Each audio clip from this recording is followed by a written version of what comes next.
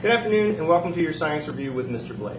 Today we're going to be exploring a projectile motion example without any extra angles in it. Alright, so let's go ahead. You can see from the picture that I have drawn, we have a projectile launched from a 30-meter platform at 25 meters per second.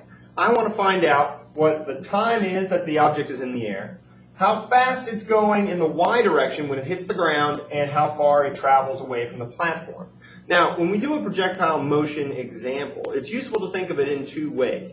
The first way that we'll normally do it is in the up and down way, the y direction. This will give us our time and our final velocity, and then we'll use that to calculate how far it travels along the x direction. All right, so let's go right ahead. Now, in order to find out how long it's in the air, we're going to go ahead and use our displacement equation that we've been using all throughout, but for one small change. It's going to be delta y instead of delta x.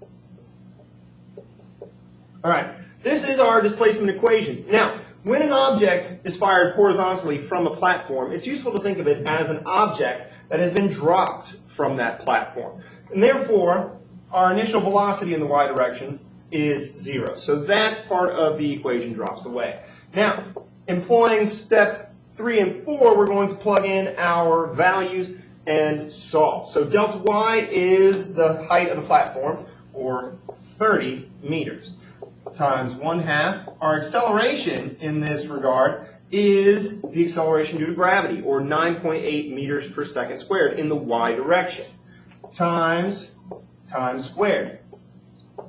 That gives us time squared is equal to 6.12. Take the square root of both sides. Our time that the object is in the air is 2.47 seconds. All right. Now we can use one of our other favorite equations to figure out how fast the object is falling at the moment it hits the ground.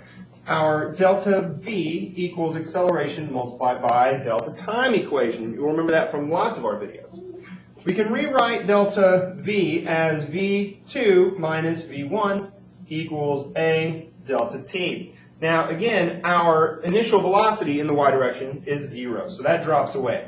Our v2 is going to be equal to negative 9.8 multiplied by the time we just calculated, or 2.47.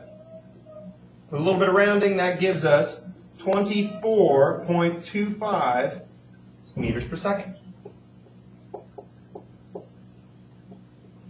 24.25 meters per second. And then lastly, we just need to figure out how far this object travels away from the platform before it hits the ground. Now, in a projectile, the only thing that's accelerating is the y direction thanks to gravity. Horizontal motion is unaffected by gravity, so the horizontal velocity will stay constant throughout the flight. So, let's go ahead and use our displacement equation. Delta x equals v delta t. We're solving for delta x, and our v in this case is 25 meters per second. And our time is, again, the same amount of time that it's in the air, 2.47 seconds. That gives us 61.86 meters. 61.86 meters. There we go. That's pretty much everything there is to know about this kind of problem. I'll do one with angles, so stick around. I hope this was helpful. See you in class, and go Stros!